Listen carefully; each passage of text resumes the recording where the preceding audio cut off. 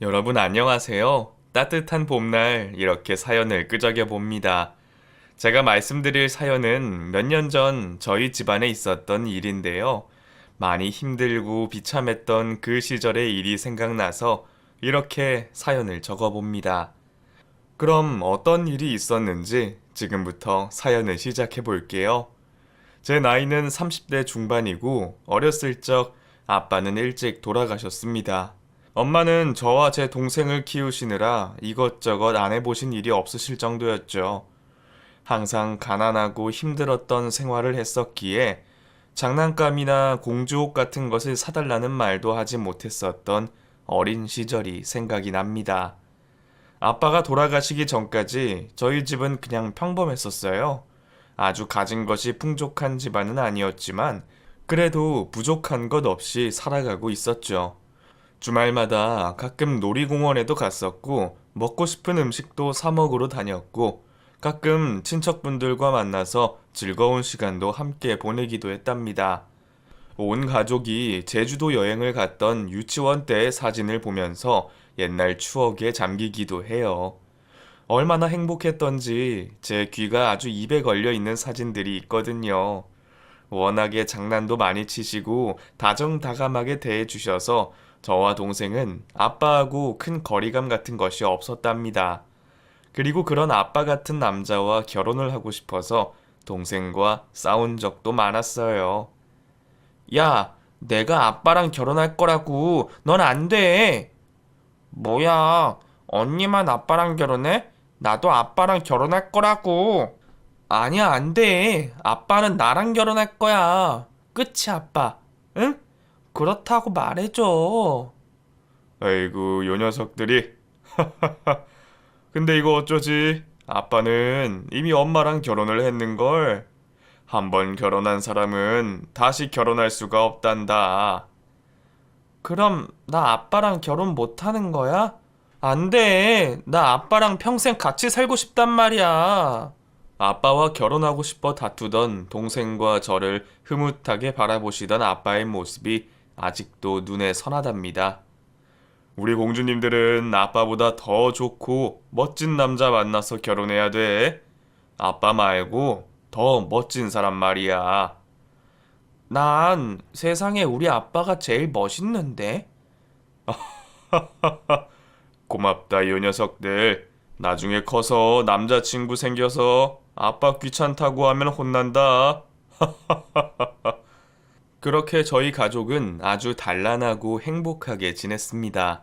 딱히 고민거리도 없었고 부모님께서 다투지도 않았으며 다른 친구들도 저희 가족을 모두 부러워할 정도로 화목한 모습으로 지내고 있었어요. 그러던 어느 날 불행은 갑작스럽게 찾아왔습니다. 엄마가 운동을 다녀오시던 어느 날 그만 오토바이 치이는 사고가 났고 그 사고로 인해서 한쪽 다리를 심하게 다치셨어요. 그로 인해 아주 큰 수술을 받으셨고 엄마는 결국 목발을 짚고 다니는 장애인이 되고 마셨습니다. 정말 하루아침에 일어난 사고로 인해서 저희 집안 분위기는 급격하게 안 좋아졌으며 그때부터는 집안의 웃음보다는 근심과 슬픔이 더 많은 날들이 지속됐어요. 내가 이렇게 되다니 상상도 못했었는데. 여보, 나 이제 어떻게 살아요? 애들한테 짐만 될 텐데. 그런 말이 어딨어요, 여보. 당신이 이러고 싶어서 이렇게 된 것도 아니고 사고였다고. 사고 잘 알잖아요. 그래도 왜 나한테만 이런 일이 일어난 거예요? 온 세상 사람들은 다 건강하고 행복한데 왜 나한테만 이런 시련이 찾아오냐고요? 왜 나한테만요? 나 누구보다 열심히 살았는데. 여보, 그만해요. 그런 말 이제 그만합시다. 당신 힘든 거 알지만 계속 이렇게 자책만 하고 있을 수는 없어요. 엄마는 본인의 모습에 너무 힘들어 하셨습니다. 항상 활기차고 웃음기 가득했던 엄마의 변한 모습은 정말 저희 가족에겐 너무나 낯선 모습이었죠. 수술을 마치고 엄마와 함께 병원에 동행하시며 재활 치료를 받도록 해주신 아빠는 엄마의 계속된 모습에 너무나 힘들어 하셨습니다. 이렇게 지속되는 슬픔 속에서 어느 날 아빠가 홀로 부엌에서 술을 드시는 모습을 본 적이 있었어요. 새벽에 화장실에 가고 싶어 잠이 깼는데 아빠가 홀로 부엌에 앉아 안주도 없이 불을 끈 채로 술을 드시고 계셨죠. 아빠, 왜 불 끄고 있어요? 여기서 뭐해? 에? 우리 딸이구나. 왜 안 자고 깼어? 아직 한참 잘 시간인데. 화장실 가고 싶어서 깼어. 근데 아빠 술 마셔? 응. 딱 한 잔만 할 거야. 걱정 마. 아빠 술 마시면 안 된다고 엄마가 그랬잖아. 아빠 아프다고. 아빠 술 마시지 마. 아니야, 괜찮아. 이렇게 딱 한 잔은 괜찮아. 너무 걱정하지 마. 그리고 이건 엄마한테는 비밀이다. 알았지? 우리 큰딸? 알았어. 근데 아빠, 앞으로 절대 술 또 마시지 마요. 알았지? 나 걱정돼. 알았어, 요 녀석아. 우리 딸이 비밀만 지켜주면 돼. 그때의 아빠 모습은 매우 슬퍼 보이셨어요. 화장실에 가려고 불을 켰는데 아빠가 제 눈을 똑바로 쳐다보지도 않으신 채 말씀하셨는데 그때 아빠의 눈에는 분명히 눈물이 있었던 것 같았습니다. 아마도 엄마의 사고 때문에 아빠도 너무 힘이 드셨던 것 같아요. 아빠는 간이 좋지 않으신 분이셨어요. 어렸을 때는 몰랐는데 엄마가 매번 술을 드시면 안 되고 너무 피곤해해도 안 된다는 말씀을 하셨거든요. 그 이유가 바로 간이 좋지 않으셔서 그랬던 모양이에요. 하지만 아빠는 그 이후에도 엄마 몰래 가끔씩 술을 입에 대셨고 몇 달이 지난 후부터는 아빠가 배를 부여잡고 힘들어 하시는 모습도 보게 됐습니다. 속이 쓰리다는 표현을 많이 하셨는데 생각보다 그 상태가 너무 심각하신 것 같았어요. 아빠의 힘든 모습을 보면서 얼마나 속이 상하던지 동생과 함께 어떻게 하면 아빠의 병을 고칠 수 있을까 하고 고민하고 또 고민도 해보았답니다. 언니, 근데 아빠 요즘에 왜 이렇게 아파하지? 너무 많이 아프신 거 아니야?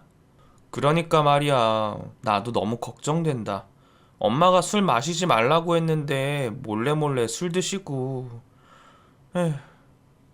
언니, 그러다가 우리 아빠도 많이 아파서 장애인 되고 막 그러는 건 아니겠지? 나 너무 무서워. 야, 너 그런 말 입 밖에 꺼내지도 마. 알았어? 그런 말 하면 안 되는 거야. 우리 아빠가 왜 장애인이 되니? 말 같지도 않은 말 하지 마. 응, 언니. 그래도 난 무서워서. 우리 아빠는 세상 최고 건강하고 착하고 멋진 분이시니까 절대 그럴 일 없을 거야. 알겠지? 쓸데없는 소리 하지 말고 우리 아빠를 위해서 그리고 엄마를 위해서 뭔가 도와드리자. 밥도 차려드리고 빨래도 해드리고 파티를 준비하는 거야. 파티? 무슨 파티? 나는 밥도 못하고 빨래도 못하는데. 걱정 마. 이 언니가 알아서 할 테니까. 너는 언니가 하는 거 도와주기만 하면 돼. 다음 달에 아빠 생일이 있으니까 그때 우리 같이 미역국도 끓이고 저기 뭐냐 그 불고기인가? 그것도 해보고 그리고 케이크도 준비하자. 알았어 언니. 너무 재밌겠다. 꼭 하자. 꼭. 동생과 함께 저는 이렇게 부모님의 걱정도 했고 아빠의 생신 파티 준비도 하기로 했습니다. 그때 제가 13살, 동생이 11살쯤 됐던 것 같아요. 이맘때 준비했던 아빠의 생신 파티는 평생 잊혀지지 않는 좋은 추억으로 남아있답니다. 여태껏 친척분들과 부모님이 주셨던 용돈들 중에서 현금으로 갖고 있던 돈을 고이 꺼내어 모았어요. 동생과 제가 각각 모은 돈이 약 5만 원 정도 됐던 것 같은데 그 돈으로 저희는 둘이 마트에 갔었죠. 미역과 소고기를 샀고 불고기를 할 고기도 준비를 하려고 하는데 생각보다 돈이 너무 많이 나오는 겁니다. 그 당시 저희의 생각에는 5만 원이면 미역국, 불고기, 케이크 모두 준비하기에 돈이 아주 여유로울 것이라 생각을 했었는데 정반대였죠. 마트 안에 있던 안면이 있는 정육점 사장님께서 저희가 직접 고기를 사러 온 모습을 보셨고 고기 가격에 많이 놀라는 모습을 보시더니 화끈하게 가격을 깎아주셨답니다. 아이고, 우리 꼬마 아가씨들이 아빠 생일이라고 준비하는 거야. 네, 아저씨. 근데 왜 이렇게 고기가 비싸요? 어하하하, 고기가 비싸다고? 원래 소고기는 비싼 법이여. 그래, 얼마 가지고 있는데? 저희 5만 원으로 미역국이랑 불고기도 해야 되고, 그리고 케이크도 사야 되거든요. 우리 공주님들이니까 이 아저씨가 그럼 확 깎아줄게. 그 대신 다른 사람들한테는 절대로 말하면 안 된다. 알았지? 정말요? 네, 감사합니다. 그래, 너희들 마음이 너무 예쁘다. 엄마 아빠 힘드실 텐데 이거 가지고 가서 맛있게 해드려. 알겠지? 만들면서 뜨거우니까 조심조심 만들고 여기 그 불고기 양념장 이거는 서비스로 줄 테니까 이거 넣어서 맛있게 만들어 봐라. 정말 감사해요, 아저씨. 정말 감사합니다. 제가 나중에 돈 많이 벌면 고기 아주 많이 사러 올게요. 저희는 그렇게 확 낮아진 가격에 고기를 준비하고 케이크도 준비했고 손수 쓴 손편지도 준비해서 집으로 갔어요. 그날은 엄마와 아빠가 함께 병원에 가시는 날이었기 때문에 저녁이 되어서야 부모님이 돌아오셨습니다. 난생 처음 만들어보는 미역국과 불고기였기 때문에 온 부엌이 난장판이 됐고 여기저기 고기 국물이 흐르고 난리도 아니었어요. 뭐를 어떻게 해야 할지 몰라서 너무 힘들었던 것 같아요. 그래도 정성을 다해 끝까지 음식을 만들었고 상을 펴놓은 채로 부모님을 기다렸죠.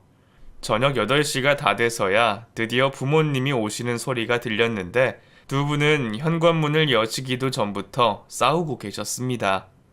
여보, 이제 장애인이라는 말 익숙해질 때도 되지 않았어? 아니, 뭘 그렇게 화를 내? 뭐? 당신이 내 마음을 어떻게 알아? 나도 당신같이 멀쩡했을 때는 몰랐다고. 근데 막상 이렇게 되고 보니까 너무 마음 아프고 힘든 걸 어떡하냐고. 정말 나 너무 힘들어. 죽어버리고 싶어. 아니 여보, 애들이 있는데 당신이 그런 말을 하면 어쩌나? 당신이 강해져야 애들을 잘 키우지. 안 그래? 남들 시선 따위 신경 쓰지 말고 이제는 애들만 보고 좀 그렇게 담대해집시다. 그래야 우리가 산다고. 나도 그러고 싶은데 그게 마음처럼 잘 안 되는 걸 어떡해. 부모님의 싸우는 소리를 가만히 듣고 있던 저희도 그만 눈물이 흘렀습니다. 엄마의 마음이 어떨지 상상이 가면서 너무나 큰 마음의 상처가 느껴지더라고요. 맛있게 차린 상을 앞에 두고 저와 동생의 눈에서는 하염없이 눈물이 쏟아지고 있었어요. 싸우면서 들어오시던 엄마 아빠는 저희가 차려놓은 상을 드디어 발견하셨고 그만 그 자리에서 두 분 다 오열을 하고 마셨습니다. 아이고, 내 딸들. 이 못난 부모 챙겨준다고 이렇게. 미안하다, 딸들아. 미안해. 너무 미안하고 고맙다. 앞으로 이 엄마가 정말 정신 차리고 우리 딸들 꼭 지켜줄게. 약속해. 무슨 일이 있어도 우리 딸들 하고 싶은 거 다 하게 해줄 거야. 정말 미안하고 고맙다. 아빠와 엄마는 어느새 화난 감정이 행복이라는 감정으로 바뀌어 있으셨고 저희 가족은 그날 눈물과 웃음이 섞인 감동적인 생일 파티를 하게 됐어요. 불고기는 많이 짰고 미역국은 덜 우러나서 아직 밍밍한 맛이 났지만 그래도 그 자체만으로도 저희 가족은 모두 행복했어요. 엄마가 다시 간을 맞춰주셔서 살짝 끓여주신 덕분에 아주 맛있는 음식으로 변할 수도 있었답니다. 아주 행복하고 감동적인 생일 파티는 아직도 제 기억 속에 많이 남아 있어요. 그날 이후로 엄마는 조금씩 달라지기 시작하셨어요. 무언가 스스로 기분 좋게 하시려고 노력하는 모습이 아주 많이 보이셨습니다. 특히나 집안에 음악도 틀어놓으셨고 일부러 밝은 분위기를 내시려고 커튼도 밝은 색으로 사서 갈아 끼우셨고 간식도 손수 다 만들어 주시더라고요. 다리가 불편해서 이전처럼 집안일을 하실 때 빨리 하시지는 못하시지만 그래도 그런 생활을 적응해 나가려고 노력하시는 것 같았어요. 엄마의 그런 모습 덕분에 아빠와 저, 그리고 동생까지 너무나 행복해지게 됐습니다. 이대로 저희 가족에게는 행복한 일만 있을 것이라는 생각을 하고 그렇게 지내고 있었죠. 저희 자매가 조금씩 성장하면서 생활비와 교육비 같은 것이 많이 비싸지게 됐고, 아빠는 조금 무리를 해서라도 저희 자매를 위해 열심히 돈을 버셨어요. 얼굴이 많이 피곤해 보이시고 주말에는 거의 누워서 일어나지도 못하셨지만 그래도 아빠가 저희를 위해 노력하는 모습에 저희도 힘을 얻어 열심히 학원도 다니고 학교 생활도 했죠. 그러던 어느 날 아빠는 심하게 가슴과 배의 통증을 호소하셨습니다. 처음에는 조금만 배를 부여잡고 있다가 괜찮아지셨었는데 어떤 날은 그 통증이 가라앉지를 않아서 많이 힘들어 하셨고, 그로부터 몇 달 후에는 통증이 생길 때마다 꼭 약을 챙겨 드시더라고요. 무슨 약인지 저는 알지를 못했었는데, 나중에 알고 보니 그게 진통제였더라고요. 약을 먹으면 괜찮아진다고만 생각을 해서 저는 그냥 다행이라고 여겼는데, 알고 보니 아빠는 몸속에 아주 큰 병을 갖고 계셨던 모양입니다. 간 수치가 너무 높아서 평소에 스트레스나 심한 피로감을 느끼셨었는데 이게 간경화로 발전했다가 나중에는 간암으로까지 됐다는 말을 들었어요. 저희 가족에게는 날벼락 같은 소식이었죠. 엄마가 갑작스러운 사고로 인해서 한쪽 다리를 쓰지 못하는 장애인이 되신 지 얼마나 됐다고, 또 저희 가족에게 이런 일이 있나 싶었어요. 사람들이 흔히 말하는 하느님이나 부처님이 계시긴 하는 건지, 그렇다면 왜 저희 가족에게 이런 아픔을 연이어서 주는지 도무지 알 길이 없었죠. 아빠의 병이 생각한 것보다 훨씬 심각하다는 것을 알게 된 후, 저는 약간 삐뚤어졌던 것 같아요. 세상에 대한 원망이라고 해야 하나, 그런 감정에 사로잡혀 있었습니다. 친구들이랑 어울려 다니며 집에 들어가기 싫어했고, 어려운 형편에 학원비도 내주셨지만 말도 하지 않고 학원도 가지 않았었어요. 그때를 생각하면 왜 그랬는지 이해할 수 없지만 그냥 그게 제 삶에 대한 아픔의 표현 방식이었던 것 같습니다. 너 지금 시간이 몇 시인데 지금 들어와, 응? 왜? 아직 10시도 안 됐구만. 뭐? 학교에서 4시에 끝나는 애가 학원도 가지 않고 지금까지 어디서 뭐 한 거니? 엄마한테 얼른 말 안 해? 그냥 친구랑 놀았어. 밖에 돌아다니고 PC방도 가고 그랬다고. 됐어? 뭐가 어째? 너 요즘 왜 그래? 뭐가 불만이야? 학원은 또 왜 안 갔어? 너 학원 보내려고 아빠가 이렇게 열심히 일을 하는데 그것도 모르고. 누가 모른대? 나 다 알아. 근데 누가 내 학원 보내달랬어? 학원비 벌라고 그렇게 열심히 일하다가 누가 아프라고 했냐고. 난 학원 같은 거 안 다녀도 되니까 제발 그 돈 벌라고 아프지나 말라고. 제발 부탁이야. 이게 아주 못하는 말이 없어. 이 버르장머리 없는 녀석 같으니라고. 너 오늘 엄마한테 혼 좀 나볼래? 응? 어디 실컷 혼내봐. 아주 그냥 내가 어디 나가서 집에 안 들어와 버릴 테니까. 이성을 잃고 막말을 쏟아내던 제게 철썩하며 엄마의 손이 날아왔고 저는 아주 세게 뺨을 한 대 얻어맞았습니다.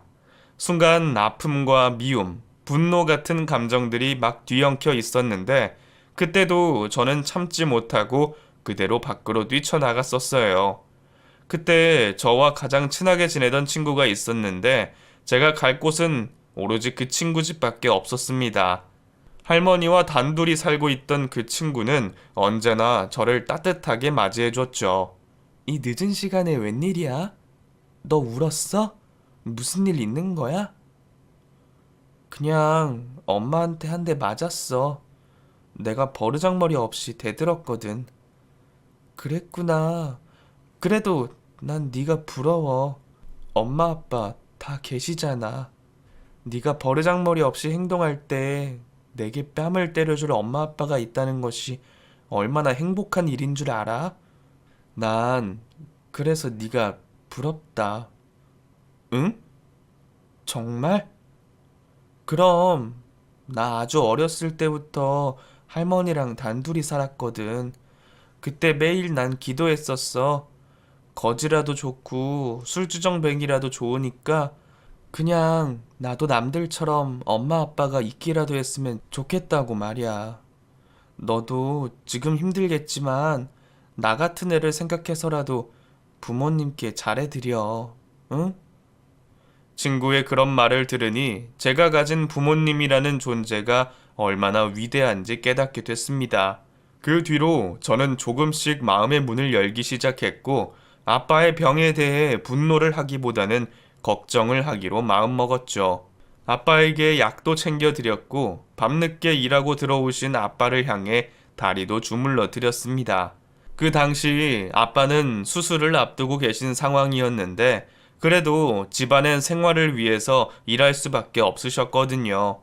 그로부터 한 달쯤 지나서 아빠가 수술을 하셨고 그때부터 저희 집은 많이 힘들어졌어요. 엄마는 아빠의 병실에 하루 종일 함께 계셨기 때문에 집안 생활은 조금씩 무너질 수밖에 없었죠. 돈도 없어서 학원도 끊었고 집안의 설거지와 빨래는 온통 저와 동생이 맡아서 했습니다. 그래도 아빠의 수술만 잘 되면 좋겠다는 생각에 동생과 저는 열심히 집안일을 도와드렸어요. 이런 시련도 아빠의 병만 낫게 되면 금방 끝날 것이라고 생각했으니까요. 하지만 그건 제 바람일 뿐이었습니다. 아빠는 수술한 이후에 항암 치료도 열심히 다니셨고 암에 좋다는 여러 가지 음식들도 찾아서 드셨지만 암이 다른 곳까지 전이가 됐다는 소식만이 기다리고 있었죠. 그런 소식을 들은 아빠는 자포자기한 상태로 밥도 제대로 드시지 않고 술까지 드시고 나셨습니다. 집안의 웃음이라고는 찾아볼 수가 없었고 엄마는 아빠를 대신해 일을 하셔야만 했죠. 다리가 불편한 엄마가 그때 할 수 있는 일은 식당 설거지나 마트의 계산원일 뿐이었어요. 처음에는 저희 집에서 멀지 않은 마트에 나가서 계산원으로 일을 하셨고 조금 시간이 지나서는 식당에서 설거지를 하는 일을 하셨습니다. 아무래도 월급을 조금 더 많이 받을 수 있는 곳으로 옮기셨던 것 같아요. 다리도 불편하신데 일까지 고되게 하시다 보니 엄마는 몸과 마음이 많이 힘들어지셨고 급기야 아빠와 다투는 일도 많아지게 됐죠. 잠시 아빠가 집에 계시던 그 기간 동안 엄마와 참 많이도 다투셨던 기억이 나요. 세상에 대한 원망도 했고 부모님에 대한 원망도 하셨는데 그냥 그걸 엄마에게 푸시는 것 같았어요. 하지만 엄마 역시 장애인이 되고 난 후 사람들의 시선과 일에 대한 어려움을 갖고 계셨기에 아빠의 그런 분노를 받아줄 여유가 없으셨죠. 많은 통증을 호소하시며 힘들어하시던 아빠는 결국 호스피스 병동으로 들어가게 되셨고 그곳에서 얼마쯤 지내시다가 결국 세상을 떠나셨습니다. 마지막으로 면회에 가서 아빠를 봤던 것이 아직도 생생한데 그때의 모습은 제가 알고 있던 아빠의 모습이 아니었어요. 영혼이 빠져나가고 있는 모습이라고 해야 할까요? 온몸은 앙상하게 말라 있었고 시선을 제대로 마주치지 못할 만큼 온몸에 기력이 없으셨습니다. 그럼에도 아빠 하며 부르는 제게 살짝 눈을 맞춰주며 입꼬리를 올려 미소를 짓는 그 모습이 너무 가슴 깊이 제 마음속에 박혀 있네요. 아빠를 그렇게 허망하게 보내고 난 후 저희 가족에게 삶은 그저 전쟁터였습니다. 엄마는 정말 치열하게 일을 하셨고 저와 동생은 학교에 다녀와서 집안일을 하며 시간을 보냈죠. 동생은 그래도 꽤 공부를 잘하고 있었기에 대학이라도 갈 수 있었지만 저는 그때 공부 자체를 할 수가 없는 상황이었어요.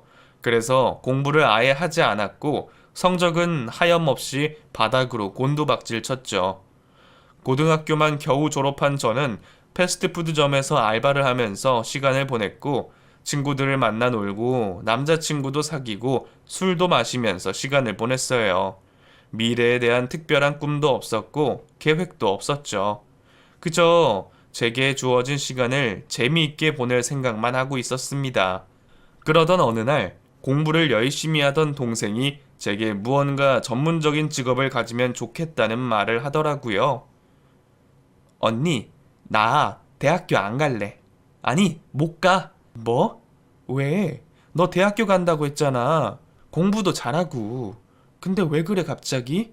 언니가 햄버거 가게에서 알바하고 있는데 내가 어떻게 대학을 가냐? 엄마는 다리도 아픈 장애인이고 식당에서 설거지하고 계시는데 나도 대학 안 가고 졸업하고 바로 취직할 거야. 언니처럼 햄버거 가게에서 일하지 뭐. 얘가 미쳤냐? 너 그게 무슨 소리야? 나야 공부도 안 하고 못 하고 그랬으니까 그렇지. 너는 충분히 대학교 갈 수 있는 성적이 그러면 되냐? 언니, 그럼 나 대학 갈 테니까 언니도 좀 더 전문적인 일을 찾아서 준비해. 언제까지 알바만 할 거야? 난 알바하는 언니 돈 빼먹을 생각 전혀 없거든? 알바만 해서 무슨 미래가 있겠어. 요즘은 고등학교만 졸업해도 자격증 딸 수 있는 것도 많고 그렇더라. 내가 좀 알아봤는데 간호조무사, 보육교사, 치위생사 같은 거 괜찮대. 공부하기 좋아하면 공인중개사도 괜찮은데 언니는 공부는 하지 않을 것 같고. 그래? 난 그냥 지금이 편한데. 편하다고 이렇게만 안주할 거야? 언니도 미래가 창창한 꽃다운 나이잖아. 잘 생각해봐, 언니. 저는 야무진 동생의 말을 듣고 치위생사가 됐습니다.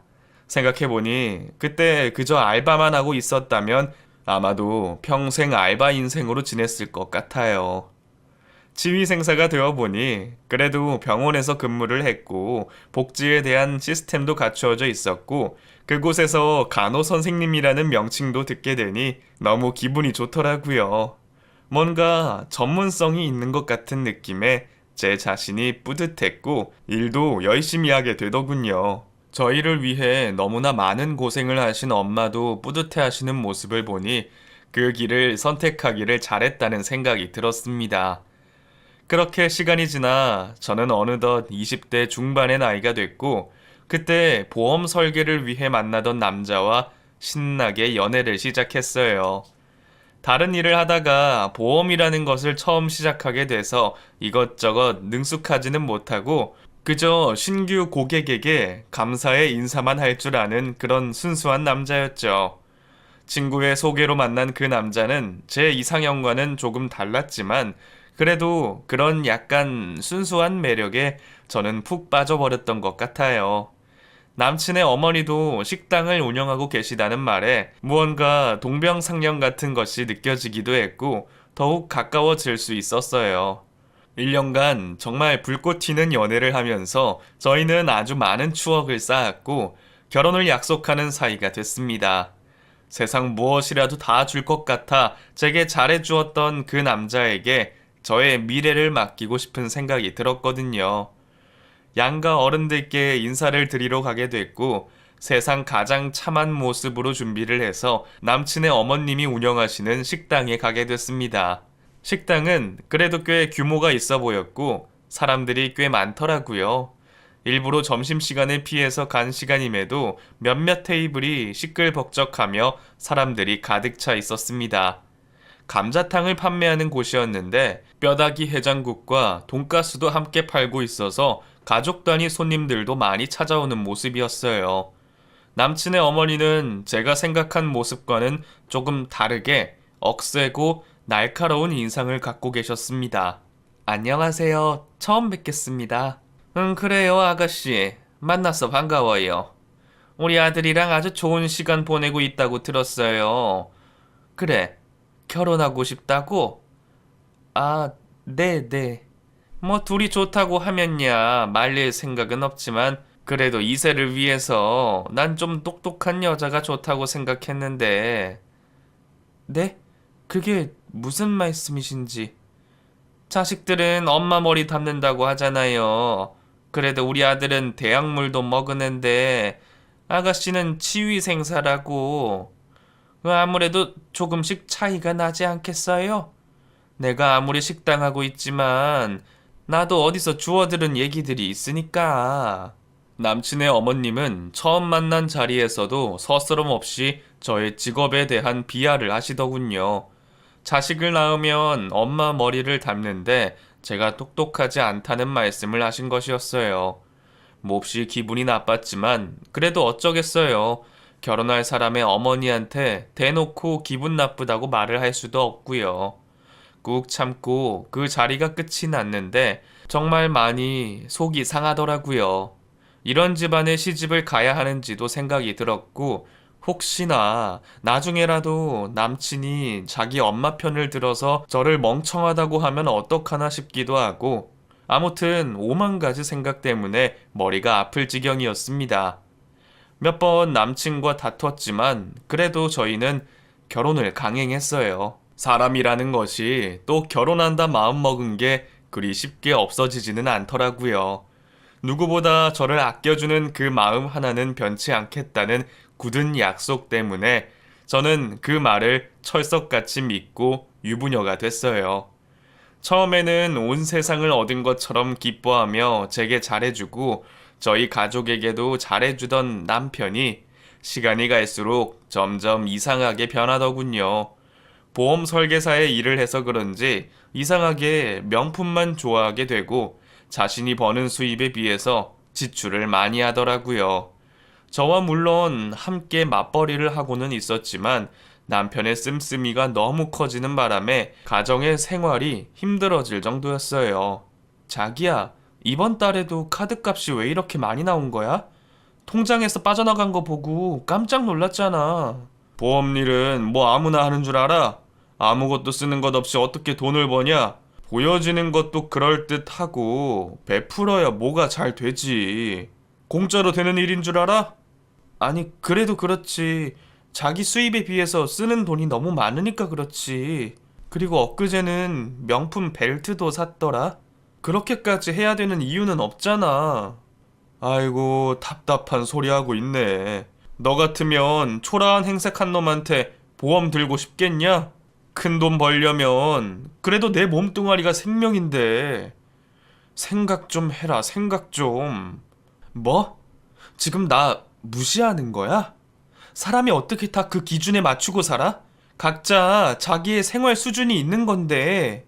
모르면 가만히나 있어. 알지도 못하면서. 됐다, 됐어. 너랑 무슨 얘기를 하냐? 이쪽 일에 대해 뭘 안다고. 남편은 말끝마다 저를 무시하는 투였어요. 자신의 분수도 모르고 명품 사면서 펑펑 써대는 자기의 모습이 제가 보기에는 더 황당하고 어이가 없었는데 말이죠. 초보 보험 설계사일 때 제가 들어준 보험, 제 동생과 엄마까지 들어준 보험이 몇 개인데 이런 말을 하다니 어이가 없었습니다. 점점 자신의 외모와 남들에게 보여지는 것에 치중을 하던 남편은 제겐 관심도 없고 두 딸에 대한 관심도 거의 없더군요. 오로지 자신이 남들에게 보여지는 이미지만 신경 썼습니다. 그러던 남편은 급기야 나중에 외제차까지 바꾸더라고요. 저와 단 한마디 상의도 없이요. 그 모습을 보고 저는 한바탕 집안을 뒤집어 버렸고 짐을 싸들고 친정에 와버렸어요. 저는 정말 운동도 하고 차비도 아낄 겸 집에서부터 일하는 곳까지 걸어 다니고 도시락까지 싸가지고 다녔었는데 그런 식으로 자신이 보여지는 것에만 신경 쓰는 남편이 너무 얄밉고 꼴보기 싫었죠. 한 이틀 친정에서 출퇴근을 하고 있는데 시모에게 전화가 왔습니다. 얘, 너 지금 제정신이니? 어디 여자가 좀 다퉜다고 친정에 홀랑 가서 외박을 해. 네? 어머님, 그게 아니라. 그게 아니긴 뭐가 아니야. 너 지금 내 아들 외제차 뽑았다고 그러는 거니? 아주 꽉 막혀 있구만, 꽉 막혀 있어. 너는 그리 뭐가 잘났다고 지금 이러는 거야? 내 아들이 돈을 안 벌기를 하니, 생활비 주면서 부양해야 할 부모가 있기를 하니, 나도 지금 이렇게 돈 벌고 있는데 뭐가 잘났다고 내 아들을 가르치길? 쥐뿔도 모르면서 거만하기는. 어머님, 서로 가진 형편이 있는 건데 그 안에서 생활을 해야죠. 보여지는 것만 그렇게 한다고 일이 잘 되는 것도 아니잖아요. 기껏 그거 얼마 한다고. 야, 차 할부금 내가 도와줄 테니까 입 닥쳐라. 어디 함부로 짓거리니? 니네 엄마가 너 그렇게 가르치디? 다리 절뚝이는 장애인 엄마라 그런지 아주 사람을 그지같이 대하는구나. 돈 몇 푼에 아주 사람을 지 발 밑에 놓고 가르치는 꼬라지 하고는 아들도 하나 못 낳는 주제에 뭐가 잘났다고. 어디 무식한 게 잘못 배워가지고 내 참 기가 막히고 어이가 없어서는. 당장 집에 오지 못해? 시모는 전화기가 터져나가도록 제게 소리를 지르셨습니다. 제가 남편을 깔고 뭉갠다느니 가르친다느니 있지도 않은 말들을 오버해서 하시는데 정말 미쳐버리겠더라고요. 더군다나 친정 엄마의 장애에 대한 얘기까지 꺼내시는데 한마디로 당장이라도 뛰어가서 시모의 뒤통수를 한 대 시원하게 때려주고 싶었습니다. 너무 속이 상해 전화를 끊고 씩씩거리고 있었더니 친정 엄마가 그래도 시어머니의 말을 듣는 것이 맞다고 하면서 내일 집으로 가라고 하시더군요. 시모의 행동이 전부 이해가 되지는 않지만 그래도 시집을 갔으니 곧 죽어도 그 집에서 싸우고 그 집에서 해결을 하라고 하시면서 말이죠. 친정 엄마의 말까지 들으니 저는 집으로 갈 수밖에 없었어요. 이렇게 버티다가는 또 친정엄마 욕까지 할 게 뻔했으니까요. 두 눈을 질끈 감고 친정엄마를 더 이상 욕되게 하지 않으려고 집으로 들어갔습니다. 그때 4살, 3살의 연년생 딸들은 영문도 모른 채 아빠를 보러 간다는 말에 아주 신이 나 하더군요. 집에 와보니 아주 집안은 싸늘한 냉기가 감돌고 있었습니다. 한겨울의 날씨였는데 보일러를 한 번도 틀지 않은 그런 냉기였어요. 저는 이틀을 꼬박 집에 안 들어갔는데 집안 모습을 보아하니 남편 역시 이틀 동안 집에 들어오지 않은 모양이더군요. 도착하자마자 얼른 보일러 온도를 높여 틀어놓고 밥을 하고 국도 끓였습니다. 얼른 뭐라도 끓여야 집안의 온도가 빨리 올라갈 테니까요. 아이 둘을 데리고 아둥바둥하고 있는 와중에 남편이라는 놈이 집으로 들어오더군요. 제가 미처 온 줄 모르고 어떤 사람과 함께 들어오는 것 같은 말소리가 들렸는데 순간 여자의 목소리가 나는 것 같았습니다. 저는 화들짝 놀라 남편에게 말했어요. 뭐야? 이거 무슨 소리야? 누구 같이 왔어? 뭐? 누가 같이 와 오긴? 아니, 무슨 소리를 하는 거야? 생사람을 잡아.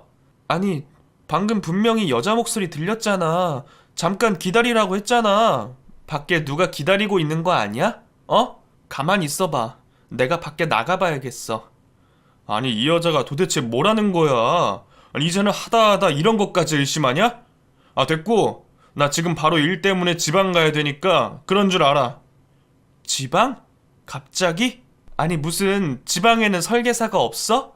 왜 다 온 전국을 당신이 다니면서 해야 되는 건데? 이상하잖아. 그렇다고 당신이 뭐 능력이 엄청나게 많은 설계사도 아닌데 말이야. 너 정말 말이라고 그렇게 함부로 할 거냐? 우리 엄마 말대로 가정교육이 아주 엉망이구나, 엉망이야. 하긴 아빠는 없고 엄마는 장애인이니 뭘 배웠겠냐. 고졸 지휘생사 주제에 내가 너랑 결혼한 게 잘못이지. 이게 정말 미쳤나? 너 이렇게 말 함부로 할 거야? 네 멋대로 사는 것도 모자라서 이제는 우리 집 비하하기까지 하냐? 그러는 너네 집은 뭐가 그렇게 잘났냐? 엄마 식당에서 자식 막 키우는 거 그거 하나 아니야? 저는 남편과 대판 싸웠고 아이들은 아빠를 본다는 기대감에 부풀어 있다가 그만 울음바다로 변했습니다.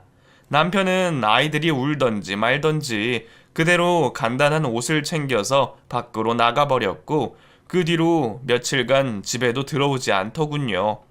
외제차에 명품 양복과 명품 벨트, 거기에 비싼 시계까지 차고 나간 남편은 한눈에 보기에도 저와는 너무나 다른 삶을 살았습니다.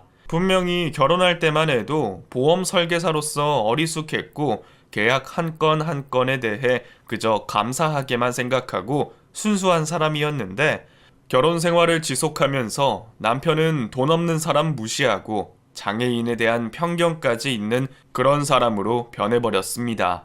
게다가 자기에게 잘해주는 돈 많은 고객에게는 간이고 쓸개고 다 빼줄 것처럼 24시간 언제라도 뛰쳐나가는 것이 생활화가 되어 있었어요. 그 고객이 여자든 남자든 그런 건 중요하지 않았죠. 이런 남자라는 것을 알았다면 저는 절대로 결혼하지 않았을 텐데 말이죠. 아무것도 모르고 아빠 하면 사족을 못 쓰는 아이들이 불쌍할 뿐이었습니다. 그리고 며칠 후 다급하게 시모에게 전화가 왔습니다. 어머 에미야, 니네 친정엄마 내일 하루 시간 되시는지 좀 여쭤봐라. 네? 무슨 일이신데요? 아니 갑자기 서빙 이모가 코로나가 걸렸다지 뭐냐. 세상에 당장 식당이 돌아가야 하는데 니네 엄마 식당에서 일 오래 하셨다면서? 뭐 다리 한쪽은 불편해도 알 건 다 아실 거 아니냐. 내가 일당은 넉넉하게 쳐줄 테니까 좀 하루만 급하게 와달라고 말씀 좀 드려봐라. 근데 저희 엄마도 일을 하고 계셔서 갑자기 나오실지는 모르겠어요. 아니 가족이라는 게 뭐냐. 서로 힘들고 어려울 때 돕는 거지. 거기는 하루 사정 얘기하고 빠져도 되잖니. 서로 돕고 살아야지. 내가 남도 아니고 거기 일하는 곳보다 돈 더 얹어준다고 꼭 좀 말씀 좀 드려봐. 네 알겠어요 어머님. 말씀드려볼게요. 시모의 가게 서빙 이모가 코로나가 걸려서 일손이 부족하다며 하루만 도와달라는 말씀이셨어요. 친정엄마도 일을 하고 계셔서 갑자기 나오라는 말씀을 들어줄 수 있을까 하고 생각은 했지만 그래도 혹시 몰라 친정엄마께 말씀드렸고 엄마는 사돈의 일이니 열일을 제쳐두고라도 도와드려야 한다고 말씀하셨습니다. 그렇게 친정엄마는 급하게 다음날 시몬의 식당에 일을 하러 가셨어요. 서빙 일을 해야 하지만 엄마의 다리가 불편하신지라 주방 이모를 서빙 자리로 바꾸시고 친정엄마가 주방으로 들어가셨다고 하더라고요. 시모가 왔다 갔다 하시면서 주방 일을 알려주셔서 많이 어려운 것은 없으셨나 보더라고요. 그런데 하루 종일 밥을 먹을 시간도 없이 일을 하고 퇴근을 하는 친정엄마에게 시모가 이상한 말을 하셨대요. 시모는 자신이 주방 설거지를 하면서 잠시 빼서 놔두었던 반지가 없어졌다고 하시면서 요즘 금 가격이 장난이 아닌데 이건 분명히 누군가의 소행이라는 말을 하시더라고요. 마침 제가 일이 끝나고 아이들을 데리고 시모의 식당에 들렀는데 그때 식당 안의 분위기가 심상치 않았습니다. 아니 사돈, 내가 남사스러워서 이런 말까지는 안 하려고 했는데 요즘 사정이 어려워요? 네? 그게 무슨 말씀이신지... 아니, 요즘 집안 사정이 좀 어려우신가 해서요. 금값이 많이 올라서 욕심을 좀 냈나 싶기도 하고. 아니, 그러니까 그게 무슨 말씀이냐고요. 내가 닷돈짜리 금반지를 벗어다가 잠깐 여기 뒀는데 없어졌지 뭡니까? 그 시각에 주방에 있던 사람은 안 싸돈 한 명뿐이니까 이런 말을 하는 거 아니에요. 아니 저를 뭘로 보시고 그런 말을 하세요? 금반지가 없어진 거랑 제가 무슨 상관이냐고요? 아니시면 말지 뭘 그렇게 역정을 내세요? 참 먹긴 놈이 성낸다고 정말 웃기시네. 됐고요. 여기 이거나 받으시고 얼른 들어가세요. 마침 애미도 왔으니 함께 가시면 되겠네요. 시모는 오늘의 일당이 들어있는 것처럼 보이는 봉투를 친정엄마에게 드렸고 친정엄마는 그 봉투를 그 자리에서 즉시 확인해 보셨습니다. 그런데 그 봉투 안에 들어있던 것은 돈이 아니었어요. 흰색의 작은 메모장 한 장이었는데 친정엄마는 그 메모지를 보시자마자 바로 쭉쭉 찢어버리시더니 시모의 머리채를 확 낚아채셨습니다. 아니 이 여자가 도대체 보자 하니까 누굴 도둑년 취급을 해? 그래 내가 장애인이라 웃기냐? 웃겨 보여? 안 싸돈을 그지로 알고 이 여편네가? 이건 뭐야? 이 무식한 여편네 같으니라고. 무식하고 못 배운 게 힘만 세가지고 어디서 이런... 안 놔? 저는 친정엄마가 잡고 놔주질 않는 시모의 머리채를 놓아드리느라 애를 먹었습니다. 그리고는 잠시 후 친정엄마에게 가게 안에 CCTV를 모조리 확인해 보라는 말을 들었고, 저는 그 즉시 CCTV와 연결되어 있는 컴퓨터 쪽으로 가서 지난 몇 시간 전의 화면부터 모조리 돌려봤어요. 그리고 시모가 빼놓은 반지가 시모의 실수로 떨어져 냉장고 밑쪽으로 흘러 들어가는 것을 확인할 수가 있었죠. 그 모습을 본 친정엄마는 소리치셨어요. 이 더러운 식당이 왜 이렇게 주방이 그짓골인가 했더니 사장이 그짓골이니 그렇구만. 아주 내가 살다 식당 일 하면서 이렇게 더러운 식재료는 처음 봤네. 아주 냉장고랑 냉동실 안이 그대로야. 반찬 재사용은 물론이고 이거 언제적 건지도 모르는 오래되고 더럽고 냄새나는 뼈다귀를 양념장 넣어서 냄새 없애고, 사장이 이 모양 이 꼴이니 식당도 이 모양 이 꼴이지. 이 여편네가 뭐라고 씨부리는 거야? 응? 손님들, 세상에나 이것 좀 보세요. 이 뼈다귀 삭은 것 좀 보시라고요. 냉동실에 아주 재사용한 뼈다귀들이 뒤섞여 있는 꼬라지 좀 보시라고요. 친정엄마는 끝내 화를 참지 못하시고 냉동실에 썩어 문드러지고 있던 뼈다귀를 가져와서 사람들이 있는 홀 쪽에 와서 집어 던지셨습니다. 그전에도 제가 말씀은 안 드렸지만 시모와 남편이 저희 엄마를 무시하는 듯한 행동과 말은 친정엄마도 익히 알고 계셨었거든요. 시모는 딸만 둘이나 낳았다고 자식 낳은 후에도 빨리 일을 시작하라고 닥달을 하셨고, 둘째 아이 100일도 되지 않아 어서 아들을 만들어 낳으라고 엄청 말을 하셨던 분입니다. 그동안 저는 무식하다고 구박받고 가정교육 못 배웠다고 구박받던 서러움을 친정엄마의 행동으로 인해 어느 정도 보상을 받을 수 있었던 것 같아요. 제 속이 아주 다 후련했거든요. 더 이상 남편에 대한 미련도 없었던 저는 이윽고 이혼이라는 것을 선택하게 됐습니다. 솔직히 처음에는 망설였던 부분도 있었지만 자신만 알면서 집안과 아이를 등한시하는 남편에 대한 믿음이 남아있지 않았어요. 저는 그렇게 그날 사건을 이후로 이혼을 하게 됐고, 그동안 제가 모아둔 돈과 엄마가 들어놓은 적금, 그리고 대출까지 더해서 아주 작은 반찬 가게를 오픈하게 됐습니다. 아이 둘 데리고 앞으로 살아가려면 엄마와 함께 미래에 비전 있는 일을 도전해보고 싶었거든요. 제가 당당해야 아이들에게도 좀 더 멋진 엄마가 될 수 있을 것 같아서요. 열정과 성실을 다해 하나하나 반찬을 만들었고, 하루하루 만든 음식은 모두 다 소진했으며 남은 반찬은 동네의 어려운 사람들을 나누어 주면서 장사를 했습니다. 그 덕분에 동네 사람들에게 좋은 인상이 되었는지 소개가 끊이질 않았고 저희 가게는 단골 손님이 많이 생기게 됐죠. 오후 시간에는 알바도 한 명 써서 아이들과 충분히 시간을 보낼 수 있게 만들었기 때문에 아이와 저, 친정엄마 모두 너무 만족하고 있답니다.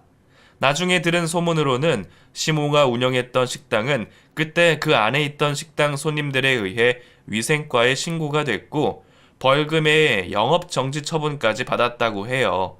그리고 그 소문이 일파만파 퍼진 데다가 코로나의 위기까지 더해져 폐업 위기에 처해졌다고 합니다. 명품 밝히며 돈 많은 사람 좋아하던 남편은 돈 많은 유부녀와 바람이 났다가 개망신을 당했다는 소문도 들었어요.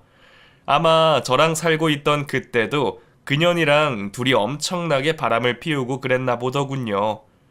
몇 년이 지난 지금 이제는 그런 일은 관심이 없습니다. 그러든지 말든지 제 가족의 행복이 우선이고 모두 지나간 일일 뿐이니까요. 여러분들도 힘든 일을 겪으셨다면 이제부터라도 힘을 내서 다 잊으시길 바라겠습니다.